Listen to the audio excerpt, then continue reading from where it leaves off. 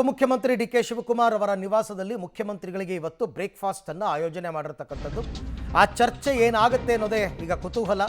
Kaveri tiffin ರೂಮ್ನಲ್ಲಿ high ಸೂಚನೆಯ menu, ನಾವಿಬ್ಬರೂ ಒಂದೇ ಎಂಬ ಸಂದೇಶ ರವಾನೆಯ ಮೆನು ಇತ್ತು.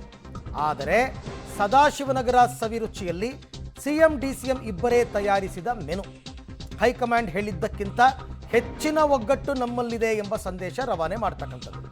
2 ಬ್ರೇಕ್ಫಾಸ್ಟ್, 2 ಮೆನು, ಉದ್ದೇಶ ಬದಲಾಗದಂತೆ ನೋಡಿಕೊಳ್ಳುವುದೇ ಸವಾಲು. ಕನಿಷ್ಠ ಸಂಕ್ರಾಂತಿವರೆಗೂ ಕಾಪಾಡಿಕೊಳ್ಬೇಕಿದೆ ಬ್ರದರ್ಸ್ ಒಗ್ಗಟ್ಟು, ಇಲ್ಲಾಂದರೆ ಹೈಕಮಾಂಡ್ ಒಪ್ತಾ ಇಲ್ಲ. ಹಾಗಾಗಿ ಮೊನ್ನೆ ಸಿದ್ದರಾಮಯ್ಯನವರ ಮನೆಯಲ್ಲಿ ಏನು ಆಗಿತ್ತು, ಅಲ್ಲಿ ಒಗ್ಗಟ್ಟಿನ ಸಂದೇಶ ರವಾನೆ ಆಗಿತ್ತು. ಇಲ್ಲೂ ಅದಕ್ಕಿಂತ ಜಾಸ್ತಿ ಒಗ್ಗಟ್ಟಿದೆ ಅಂತ ತೋರಿಸ್ತಾರೆ ಅಷ್ಟೇ, ಇನ್ನೇನೂ ಇಲ್ಲ. ಇನ್ನೂ ಚೆನ್ನಾಗಿದೆ ಒಗ್ಗಟ್ಟು ಅಂತ, ನೀವು ಹೇಳಿದ್ದಕ್ಕಿಂತ ಹೆಚ್ಚು ಒಗ್ಗಟ್ಟಾಗಿದ್ದೀವಿ ಅಂತ ಒಂದು ಮೆಸೇಜನ್ನು ಪಾಸ್ ಮಾಡುವಂತಹ ಲೆಕ್ಕಾಚಾರ.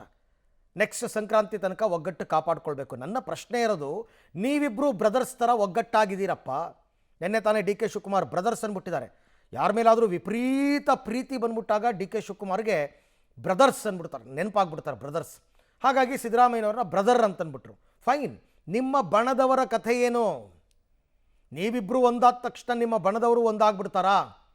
ಈಗಾಗಲೇ ನಿನ್ನೆ ತಾನೇ ಇದ್ರ ಬಗ್ಗೆ ಅಪಸ್ವರಗಳೇ ಎದ್ದಿವೆ. ಶಾಸಕ ಅಜಯ್ ಸಿಂಗ್ ಮಾತನಾಡಿದ್ದಾರೆ, ಬೇಳೂರು ಗೋಪಾಲಕೃಷ್ಣ ಮಾತಾಡಿದ್ದಾರೆ. ಅವ್ರ ಕಥೆ ಏನು? ಈ ಬಗ್ಗೆ ಮತ್ತಷ್ಟು ಮಾಹಿತಿ ನನ್ನ ಕೊಲೀಗ್ ಸುಕೇಶ್ ಅವರಿಂದ ಪಡ್ಕೊಳ್ಳೋಣ. ಸುಕೇಶ್, ಈಗ ಮೊದಲ ಬ್ರೇಕ್ಫಾಸ್ಟ್ ಮೀಟಿಂಗ್ನಲ್ಲಿ ಒಗ್ಗಟ್ಟು ಪ್ರದರ್ಶನ ಆಯಿತು.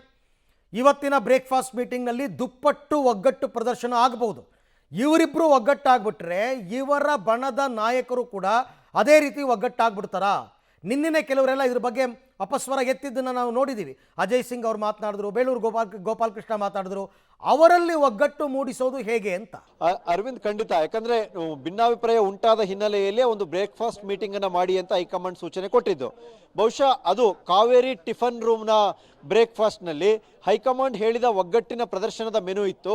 ಆದರೆ ಇದು ಸದಾಶಿವನಗರದ ಸವಿರುಚಿಯ ಬ್ರೇಕ್ಫಾಸ್ಟ್ ನಲ್ಲಿ ಇದು ಸಿಎಂ ಡಿಸಿಎಂ ಇಬ್ಬರೇ ಸೇರಿ ತಯಾರಿಸಿರುವಂತಹ ಒಂದು ರೀತಿಯ ಬ್ರೇಕ್ಫಾಸ್ಟ್ಗೆ ಬೇಕಾದಂತ ಮೆನು. ಅಂದ್ರೆ ಅವತ್ತಿನ ಒಗ್ಗಟ್ಟಿಗಿಂತ ಜಾಸ್ತಿ ಒಗ್ಗಟ್ಟಿದೆ ನಮ್ಮಲ್ಲಿ ಅನ್ನುವಂಥದ್ದು. ಆದರೆ ಮೆನು ಏನು ತಯಾರಿಸಿದ್ರು, ಎಷ್ಟು ಬ್ರೇಕ್ಫಾಸ್ಟ್ ಮಾಡಿದ್ರು ಅನ್ನೋದು ಇಂಪಾರ್ಟೆಂಟ್ ಅಲ್ಲ.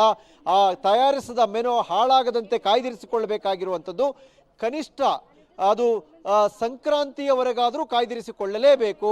ಯಾಕಂದರೆ ಇವರಿಬ್ಬರು ಬಿಸಿ ಮಾಡಿದ್ದೀವಿ, ಬಿಸಿ ತಿಂಡಿ ಇದೆ, ಹಾಳಾಗಲ್ಲ ಅಂದುಕೊಂಡ್ರು ಕೂಡ ಹೊರಗಿರುವಂತಹ ಬೆಂಬಲಿಗರು ಅದೇ ಬಿಸಿ ಅವರಿಗೆ ತಲುಪಲ್ಲ ಅನ್ನೋದು ಸ್ಪಷ್ಟ. ಹಾಗಾಗಿ ಅವರು ತಮ್ಮ ಅಭಿಪ್ರಾಯವನ್ನು ವ್ಯಕ್ತಪಡಿಸುವಂಥದ್ದು ಅಥವಾ ತಮ್ಮದೇ ಆದಂಥ ಅನಿಸಿಕೆಗಳನ್ನ ಹೊರಹಾಕುವಂಥದ್ದು, ಅಭಿಪ್ರಾಯಗಳನ್ನ ಬಹಿರಂಗವಾಗಿ ಮಾತನಾಡುವಂಥದ್ದು, ಇವೆಲ್ಲವೂ ಮಾಡ್ತಾ ಹೋದರೆ ಸಹಜವಾಗಿ ಇವರಿಬ್ಬರು ಒಗ್ಗಟ್ಟು ಮತ್ತಷ್ಟು ಒಗ್ಗಟ್ಟಿನ 2 ಬ್ರೇಕ್ಫಾಸ್ಟ್, ಅದು ಕಾವೇರಿ ಟಿಫನ್ ರೂಮ್ ಇರ್ಬೋದು, ಸದಾಶಿವನಗರದ ಸವಿರುಚಿ ಇರ್ಬೋದು, ಎಲ್ಲವೂ ಕೂಡ ತನ್ನ ರುಚಿಯನ್ನು ಕಳೆದುಕೊಳ್ಳುವ, ಆದಷ್ಟು ಬೇಗ ಮೆನು ಕೂಡ ಹಾಳಾಗುವಂಥ ಸಾಧ್ಯತೆ ಇದೆ.